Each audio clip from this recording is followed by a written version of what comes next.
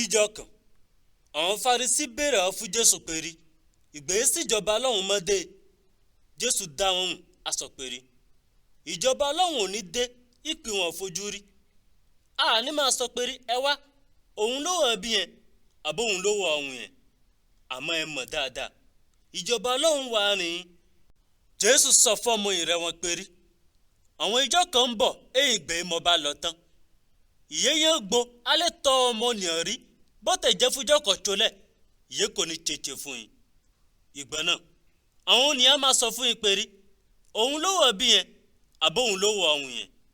Ẹ má lọ bẹ ẹ sì má mọ̀ dúró yìí fún wọn. Ìpè mọ̀nàmọ́ná máa ń ṣáná ọ̀tọ̀run ó sì máa ń mọ́ ọ̀run àtàpákàndápákàn. Ẹ̀rẹ̀ lọ́mọ ènìyàn máa rí ìjọ yìí máa padà wọ̀. Àmọ́ ó ṣe kókó pé fọ́mọ ènìyàn kọ́kọ́ jìyà pípọ̀. Àwọn ènìyàn náà yà kọ̀ sílẹ̀ ìpìrú ìyọ́ ṣẹlẹ̀ ó sì kó nú wa yẹ́wọ̀n ènìyàn ń jẹ. À ń mọ à ń ṣègbéyàwó à ń fọ ọmọ fọ́kọ títí di ìjọ inú àfọwọ́nọ́kọ̀ ju omi yẹ́ ìkó omi sì wá á pa gbogbo ọrùn. Ẹ̀rẹ̀ lè mọ rí ìjọ ọmọ ènìyàn máa padà wọ̀. Ọtọ́ tó wọ ìpín ìyọ́ jẹ ó sì kó Lọ́ọ̀tì yẹ́wọ̀n ènìyàn ń jẹ. À ń mọ à ń rà à ń tà à ń gbìn à ń kọ́lé. Àmọ́jọ́ Lọ́ọ̀tì jáde kó ìlú Sódómù lé òkúta iná rọ̀ tọ̀rọ̀ wọ́ ipò jòsérì ìlú náà á sì pa gbogbo ọrùn. Ẹ̀rẹ̀ náà lè máa rí ìjọ ọmọ ní ẹbọ fara hàn.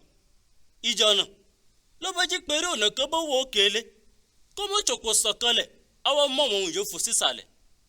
Ẹ̀rẹ̀ ká ẹ̀ náà ó ní ó bó wo oko kò gbọ́dọ̀ padà wọlé rẹ̀. Ẹran tí wọ́n yọ ṣẹlẹ̀ sí ìyàwó Lọ́ọ̀tì ló bá jí péré ọ̀nà kan bó ń du ọyẹ́ rẹ̀ àtẹlẹ́ gbàálà á pàdánù rẹ̀. Àmọ́ ní ó bá pàdánù ọyẹ́ rẹ̀ á rí ìgbàlà. Ń sọ fún yín òru náà ònìyàn méjì àjọ dùbúlẹ̀ pọ̀ sí ibùsùn kọ̀ọ̀tọ̀ náà. Àmọ́ ní ọ̀kọ̀tọ̀ ọmọ fòní kejì sílẹ̀. Obìnrin méjì á máa jọ lọ́ papọ̀. Àmọ́ ní ọ̀kọ̀tọ̀ ọmọ fòní kejì sílẹ̀. Akọrin méjì àjọ wo oko ọmọ títẹ́. Àmọ́ ní ọ̀kọ̀tọ̀ ọmọ fòní kejì sílẹ̀. Àwọn ọmọ yìí Jésù sì bèrè fún pé Olúwa bísí kí ìnàgbé máa ṣẹlẹ̀. Jésù dá wọn hùn á sọ pé ibi òkun kan bá wà ibẹ̀ ni àwọn ẹ̀yà kàlà máa ń péjọ sí.